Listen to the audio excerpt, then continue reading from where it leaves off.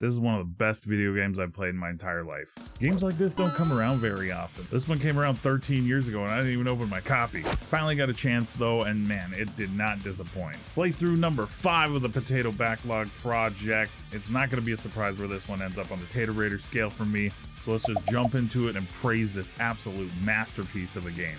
Motion controls, let's get them out of the way first. They're present here, much like in the first Mario Galaxy, only this time I was prepared for it. And maybe because of that, they didn't really bother me this playthrough. Mario Galaxy 2 feels a lot more streamlined than the first game. The story is simplified, even from the simple story of the first game. Peach gets kidnapped, you're given a spaceship that's shaped like Mario's head, and you gotta go get stars and go save her. I've said in previous videos, I don't play Mario games for the story. I'm fine with just going through levels, beating bosses to save the princess, so them streamlining that process is a big win for me. Everything is back from the first Galaxy in regards to Mario's movement and abilities, the gravity mechanics. The overall feel of the game remains tight, feels polished, plays great. There's a lot of stuff that returns from the first game, including some of the items. Bee, Spring, Boo Mario, they're all back, alongside the addition of some new items in the form of the Cloud, Rock Mario, and the Drill. These items add great new mechanics to the game and the levels that are designed around them. All the items are great. They all add their own unique flavor to the level when you come across them, but my favorite and the new one has to be Cloud Mario. Putting a limit of 3 clouds on the item when you pick it up, making you lose the ability if you touch water, it just adds a ton of options to the way they were able to design around it and create fun and interesting levels through the mechanics of the item and what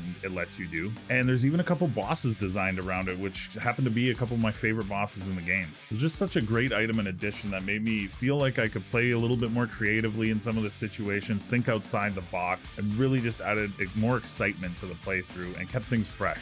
Yoshi shows up in Super Mario Galaxy 2 and he's used in some great ways. There are different fruits in the game which give Yoshi temporary abilities that lead to even more varied gameplay and more options within levels and the way that they're designed. I only wish there was a little bit more of Yoshi. He seems to disappear a little bit in the latter parts of the game. The level design overall in Mario Galaxy 2 is just incredible. I feel like there's worlds on their own that could have been made into their own games.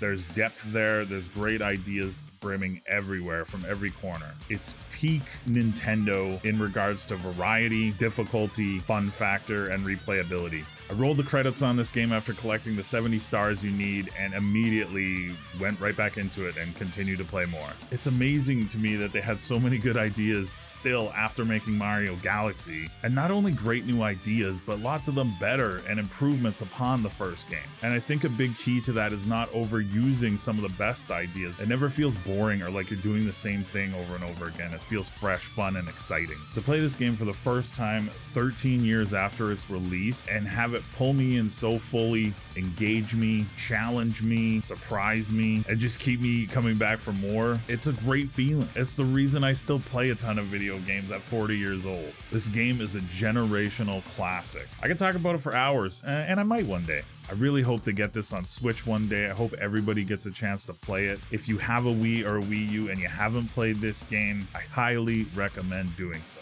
The easiest 5 happy potato faces out of 5 that I've given a game so far, easily in my top 50 favorite games I've ever played in my life, maybe even cracking the top 10. It was that good. Let me know in the comments below if you played it. I'd love to hear your thoughts on the game. What's your favorite level? What's your favorite item? What was your favorite experience in the game? Favorite boss? Let me know down below. So the Backlog Project rolls on.